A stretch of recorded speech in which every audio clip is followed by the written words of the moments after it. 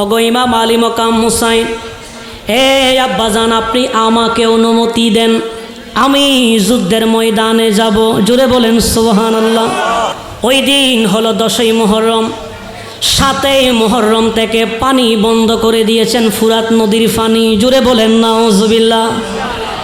কয়দিনের পিপাসার্থ? আরো যাব না, কয়দিন? হযরতে আলী আকবর 17 বছরের যুবক, তিনি বলছেন আব্বাজান আপনি আমাকে অনুমতি দেন, আমি কারবালার ময়দানে যাব, যুদ্ধের ময়দানে যাব। তখন ইমাম আলী মকাম হুসাইন বলে, হে কলিজার টুকরা সন্তান, অনুমতি দেব কিভাবে? বলে মদিনাতুল মুনাওয়ারায় নবীকে দেখার জন্য যখন কারো স্বাদ জাগে, নবীকে দেখার যখন কারো ইচ্ছা হয়, তখন তোমার চেহারা দেখে সাহাবায়ে কেরাম নবীর স্বাদ মিটাইতেন। জোরে বলেন সুবহানাল্লাহ। তার মানে আলী আকবর হুবহু আমার দয়াল নবীর মতো। জোরে বলেন সুবহানাল্লাহ। আরেকটু জোরে বলেন না সুবহানাল্লাহ। ইমাম আলী মকাম হুসাইন বলে, এ কলিজার টুকরা সন্তান, অনুমতি দেব কিভাবে তোমাকে? মদিনার গলি গলি যারা আছে, তুমি যখন রাস্তা দিয়ে হেঁটে যাও, মদিনার বাতাস বলে রসুল হেঁটে যাচ্ছে, মদিনার গলি গলি বলে রসুল হেঁটে যাচ্ছে। তুমি যখন কোনো মানুষের সামনে যাও, তারা তোমাকে দেখে নবী দেখার স্বাদ মিঠায়। হে আলী আকবর, অনুমতি দেব কিভাবে? কলিজা সিঁড়ে তো কান কান হয়ে যাচ্ছে।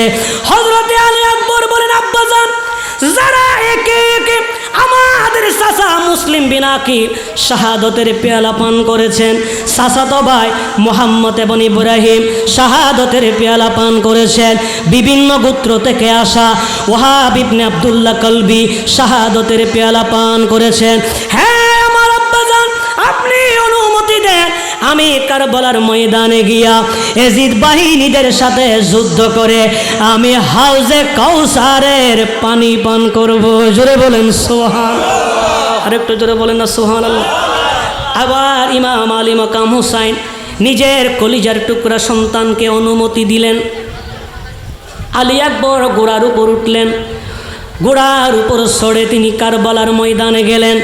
ডাক দিয়ে বলছেন, হাল মিন মুবারিজিন, কে আছো আমার সাথে লড়ার জন্য, কে আছো? ওইদিকে আমর বিন সাদ তাকিয়ে আছে। আমর বিন সাদ, আমর বিন সাদ মানে এই আবি ওয়াক্কাসের সন্তান হলো সাদ, এই সাদের সন্তান হলো আমর। সাদের সন্তান হলো কে? এই আমর। এই আমর বিন সাদ দেখতেছে যে এত সুদর্শন, তিনি বলছেন, এ ইয়াজিদ বাহিনীরা, ইনি কে? বলে, হে ইয়াজিদ বাহিনীরা, এইরকম সুন্দর চেহারার মানুষ আমি আমর বিন সাদ জীবনে কোনোদিন দেখি নাই। জোরে বলি সুবহানাল্লাহ। আরেকটু জোরে বলেন না সুবহানাল্লাহ। এই কথা বলার পরে আমর বিন সাদ বলছেন, এ ইয়াজিদ বাহিনীরা, এত সুন্দর চেহারা আমি আমর বিন সাদ কোনোদিন দেখি নাই। এটা বলে হঠাৎ করে একজন আপনার হামলা করলেন হযরতে ইমাম আলী আকবর রাদিয়াল্লাহু তাআলা ওনাকে। তখন তিনি তার তরবারি দিয়া ওই ইয়াজিদ বাহিনীকে 2 টুকরো করে ফেললেন। জোরে বলি আলহামদুলিল্লাহ। এগুলা মরলে আলহামদুলিল্লাহ বলতে হয়। এখন হঠাৎ করে তিনি একজনকে জাহান্নামের টিকিট ধরাই দিলেন। একে একে কাটতে কাটতে তিনি তৃষ্ণার্ত হলেন।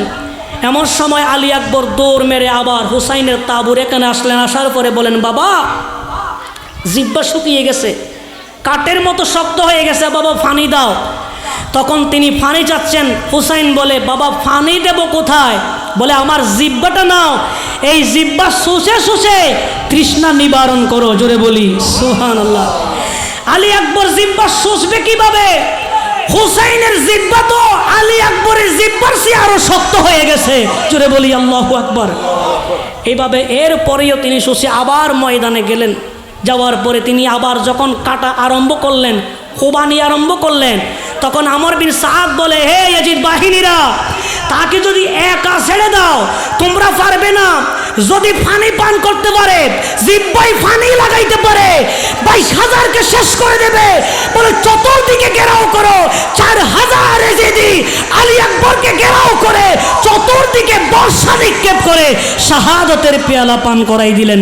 বলুন ইন্না লিল্লাহি ওয়া ইন্না ইলাইহি রাজিউন।